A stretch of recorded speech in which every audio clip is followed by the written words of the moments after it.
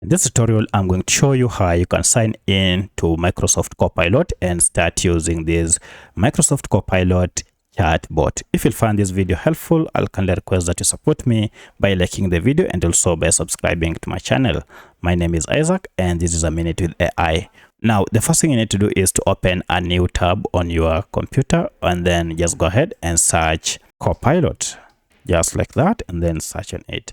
Now you can see here under the search results we have Microsoft Copilot, which is your AI companion. So to get started, you just go ahead and tap on it, and this will take you to this page where you have to sign in.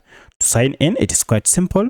You can just go to this sign in page here, and don't worry if you don't have an account with them. Just go ahead and tap on sign in, and it will take you to these options where you can get started with this Microsoft Copilot. Now you can simply sign in using any of these methods, such as using your Microsoft account, Apple account, or Google account. So for my case, I'll just go ahead and tap on continue with Google, and then I'll choose the email I want to sign in with, and here we go.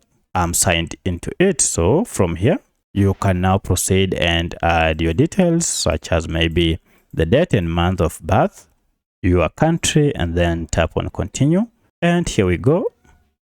You are signed in and you can now start using your Microsoft Copilot.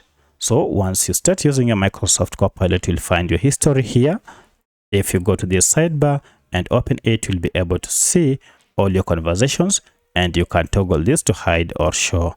And if you want to ask any question, just go ahead and enter your question here, and Microsoft Copilot will be able to give you a response in the shortest time possible. So that's how you sign into Microsoft Copilot and then start using this chatbot. If you have any other question, kindly let me know in the comment section. Otherwise, if this video is helpful, please like it and also subscribe to my channel. Thanks for watching, and let's meet in the next video.